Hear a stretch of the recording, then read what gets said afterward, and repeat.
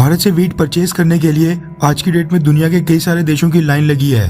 कई देशों की सरकारें इंडियन गवर्नमेंट से वीट एक्सपोर्ट की परमिशन मांग रही हैं। लेकिन दूसरी तरफ टर्की है जिसने भारतीय गेहूं के ऊपर रोक लगाते हुए भारतीय गेहूं को सीधा रिजेक्ट ही कर दिया है और अपने देश के अंदर तक लाने की परमिशन देने से साफ इनकार कर दिया है। कुछ दिन पहले भी मैंने आपको बताया था कि भारतीय गेहूं की क्वालिटी को लेकर कई सारे देशों को पहले भी संदेह था, जिसकी वजह से भारतीय गेहूं इंटरनेशनल मार्केट में ज्यादा क्वांटिटी में बिल्कुल नहीं बिक पाता था। लेकिन इजिप्ट को जब वीट की शॉर्टेज हुई तो उसने वीट के लिए भारत का रुख किया और भारतीय वीट की क्वालिटी की टेस्टिंग के लिए उसने अपने देश के एक्सपर्ट की एक टीम भारत भेजी, जिन्होंने भारत में पंजाब, महाराष्ट्र और मध्य प्रदेश के गेहूं के खेतों में जाकर वीट के सैंपल्स कलेक्ट किए और टेस्टिंग करके बताया कि भारतीय वीट की क्वालिटी बहुत ही बढ़िया है और इजिप्ट भारत से वीट परचेज अब से जारी रखेगा। इतना ही नहीं, इजिप्ट ने तो भारत से आने वाले गेहूं की पहली शिपमेंट को टेस्टिंग करके अपने देश के अंदर आने की परमिशन दी थी और टेस्टिंग में पाया गया था कि भारत से भेजे गए गेहूं में 14% के ऊपर प्रोटीन कंटेंट था, जबकि मॉइस्चर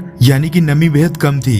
इजिप्ट ने भारत के गेहूं की टेस्टिंग भी यूरोपियन यूनियन द्वारा मान्यता प्राप्त एक इंटरनेशनल लेबोरेटरी में की थी, जिससे पता चलता है कि भारत के गेहूं में 14% से ज्यादा का प्रोटीन कंटेंट और 9% से कम मॉइस्चर था, जो कि बेहद चौंकाने वाले रिजल्ट थे, क्योंकि रशिया के गेहूं में एवरेज 12% जबकि अमेरिका के गेहूं में 13 से 13.5% का प्रोटीन कंटेंट होता है। यानी भारत के गेहूं का प्रोटीन कंटेंट इन दोनों देशों से ज्यादा था। इतने सालों से भारत के गेहूं को घटिया और सब स्टैंडर्ड माना जाता था, लेकिन यूरोपियन यूनियन द्वारा अप्रूव्ड इंटरनेशनल लैब में टेस्टिंग करने पर यह पाया गया कि भारत का गेहूं रशिया और अमेरिका के गेहूं की टक्कर का है। इजिप्ट ने यह भी बताया था कि हाई प्रोटीन कंटेंट के साथ साथ भारत के गेहूं में क्वारंटाइन पेस्ट भी बिल्कुल नहीं पाए गए और भारत का गेहूं बाकी इंटरनेशनल पैरामीटर्स को पूरी तरह से मीट कर रहा है। इजिप्ट के इंपोर्ट्स वापस शुरू करने के बाद भारत के गेहूं की इंटरनेशनल मार्केट में अचानक से डिमांड बढ़ गई थी और इंडियन वीट के बायर्स लगातार बढ़ रहे थे। लेकिन टर्की ने यहाँ पर सारा काम खराब करने की कोशिश कर दी है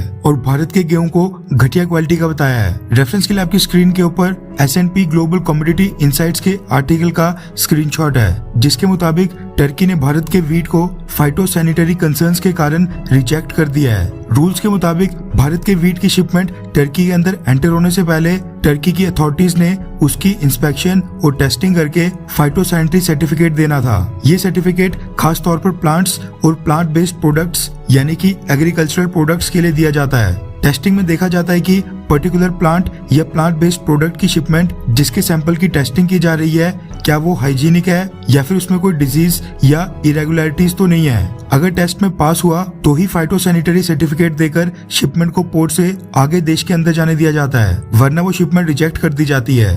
टर्की ने भी भारत से गए गेहूं के साथ यही किया है। रिपोर्ट्स के मुताबिक टर्की के ट्रेडर्स ने जो भारत से 56,800 मैट्रिक टन दरुम वीट परचेज किया था, उसको टर्की के पोर्ट्स के ऊपर फाइटोसैनिटरी सर्टिफिकेशन टेस्ट के दौरान रिजेक्ट कर दिया गया, जिसके बाद जिन कंटेनर्स और शिप में वो वीट भारत से टर्की तक गया था, वो शिप्स और कंटेनर्स वापस भारत के गुजरात में स्थित कांडला पोर्ट में आ रहे हैं। ये वीट अब 17 से 18 दिनों के बाद मिड जून में भारत पहुंचेगा। भारतीय ट्रेडर्स का कहना है कि वो विदेशों को माल भेजते वक्त क्वालिटी का खास तौर पर ध्यान रखते हैं और टर्की को भेजे गए गेहूं में भी कोई कमी नहीं थी। भारत के ट्रेडर्स को अब इस बात की चिंता है कि वीट एक्सपोर्ट्स भारतीय सरकार ने पहले ही बैन कर दिए हैं और जिन देशों को वीट एक्सपोर्ट करने की सरकार ने परमिशन दी है, जैसे कि इजिप्ट, ये देश भी अब भारत के वीट को फाइटोसैनिटरी कंसर्न्स के कारण कहीं रिजेक्ट ना कर दें। वैसे उनका भी चिंता करना तो जायज है, क्योंकि टर्की की एग्रीकल्चर एंड फॉरेस्ट्री मिनिस्ट्री ने हाल ही में कहा था कि टर्की भारत से वीट इंपोर्ट नहीं कर रहा है, क्योंकि टर्की खुद ही से सेल्फ सफिशिएंट है और उनका देश एग्रीकल्चरल प्रोडक्शन में टॉप 10 देशों में आता है। यानी टर्की के पास पर्याप्त मात्रा में वीट और बाकी ग्रेन्स हैं। ऐसे में ये सवाल उठना तो लाजमी है कि क्या टर्की ने जानबूझकर पहले भारत के वीट को परचेज किया और जब वो टर्की के पोर्ट्स के ऊपर पहुंचा तो वहां पर रिजेक्ट कर दिया। अगर टर्की एग्रीकल्चरल प्रोडक्शन में सेल्फ सफिशिएंट और टॉप 10 देशों में आता है तो उसने भारत से गेहूं क्यों परचेज किया? वैसे आपको क्या लगता है कि क्या टर्की जानबूझकर इंडिया के गेहूं को बदनाम करने की कोशिश कर रहा है? हाँ या फिर ना? नीचे कमेंट करके अपनी राय जरूर बताएं।